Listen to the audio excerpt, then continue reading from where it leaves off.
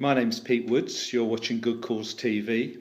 Good Cause TV is a blog on charities, social enterprises, non-profits and social issues. And you can find Good Cause TV at goodcausetv.tumblr.com, and on Twitter, the Good Cause Twitter feed is @tweetpete. And I'm here in Newcastle today at the launch of a very important report about poverty in 2015. So I wonder if you might introduce yourself and tell me a little bit about the background to the report. Okay, hi Pete. Well, my name's Tricia Zipfel. I'm one of 9 women who have written this report over the last few months. Like the other women, my background really for all of my life was working in poverty, mainly in housing, but then in tackling social inequality in some of the poorest neighbourhoods in the country, including Newcastle actually. I did a lot of work up here. But I'm sort of retired now. Well, at least I'm retired from paid work. And the other women have also been involved in social work, in family rights work, in some of them in academia. Most of us, not all of us, but most of us actually didn't know one another before we came together to write the report. And what brought us together was an article just over a year ago in The Guardian by Bob Holman, who is an amazing moral leader, activist, kind of beacon of anti-poverty work, again, of all his life. He lives on Easter House in Glasgow. And he wrote an article that was focusing on a report, actually, that was written in 1943 by 8 women, members of a hygiene committee who had been commissioned to look into the fact that there was a wave of outrage from rural England as a result of the evacuation of poor children and families into the countryside. Now, many of these children, were kind of had lice. They were very dirty. Their living habits were felt to be pretty appalling, and it generated a lot of hostility. So when the women put the spotlight on this, they could actually have kind of gone with the flow. They could have reinforced all of that negativity. But actually what they did was step back and say, hang on a minute, we have to look at the reasons for this. We have to look at what's behind all of these problems. And they put the spotlight on urban poverty and did an in-depth analysis of housing, education, childcare, financial exploitation, all the factors that were making life pretty unpalatable for many, many families in England cities. And their findings then fed into a much broader debate. Their report was debated in Parliament at length, and their findings fed into essentially into the beverage reforms and into the proposals, recommendations that made up the welfare state after the war. And obviously 2015 is not 1943. A huge amount has changed in terms of the housing conditions and the welfare in general of people in terms of absolute poverty.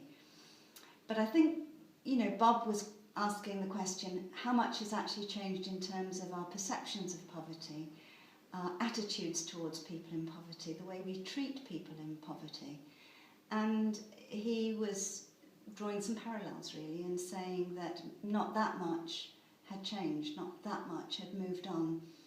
And I think we felt the same way. We felt as though there had been a kind of drip kind of message for far too long that demonised the poor, that blamed the poor, and that was actually socially very divisive.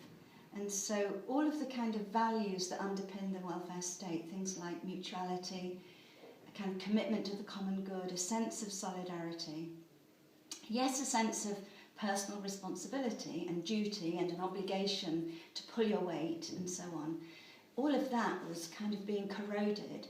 And the corrosion wasn't just in terms of the language that was used in the media, it was also in the institutions. Over the last few years, the way in which job centres, for example, have been using sanctions to motivate, so-called motivate people to get into work. So many things about the way in which that sort of social infrastructure now operates feels like it's not. It should be there to help the poor, but in fact it's actually heaping problems and pressures upon them without any sense of empathy or understanding of what their lives are really like. And because of our work, we've known families intimately for many, many years and have walked with them in many cases through the sort of struggles that they've had, and we knew that was not the full picture. Sure, there's an element on the margins, there always is, just as there are rogue bankers, there are rogue benefit recipients. So, but the mainstream is not, that just isn't the truth, that isn't the picture, and we wanted to challenge those assumptions. So we didn't have the resources to do a major academic exercise, but also so many other people have done that. And we decided we wanted to give some space to the voices of the people who were living those lives, who were actually living that struggle. And we identified about 20 families who we knew personally, and we got them to tell their stories. So essentially that's what the report does. It's an attempt to put the record straight on what's actually happening to the poorest, most vulnerable people in our society, but to put that record straight using their voices and their experience, with obviously some analysis and commentary from us. And we're not really trying to set out an alternative policy agenda. We don't have a whole raft of recommendations, but we're asking more of a moral question about, is this how we should be treating people in Britain in 2015? Is this who we are? Is this the kind of society we want to be? And really asking for a much more visionary and positive moral leadership from our politicians, who seem terrified of standing up for those who are living at the margins. And that just isn't good enough. It isn't right, and we just want to see that really challenged and see some real backbone, some real moral leadership as we chart a course for the future, which it obviously isn't going to be easy. There are very difficult choices, we're in a financial pickle and so on. But how you make those choices and who you ask to bear the brunt of those difficulties is absolutely fundamental to how we define ourselves as a society and as a community. And right now, without a shadow of a doubt, the people at the bottom are being made to bear the brunt of problems which they did not cause, they're not responsible for. And it just seems to us outrageous. And I think the election, in a way, brings it into sharp focus. This is a deeper question than a party political issue around the election.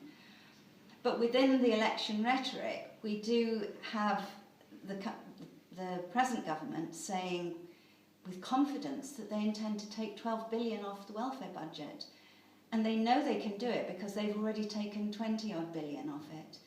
Well, how far can you squeeze people before they actually crumble? And, I think, I don't like to think of the consequences if that were to happen. And I think for all of us, not just the 9 authors, but I feel confident for many people in this country, if that were to come about, it would not be in our name. This isn't who we are. We can do better. Tricia, thank you very much indeed. You're welcome.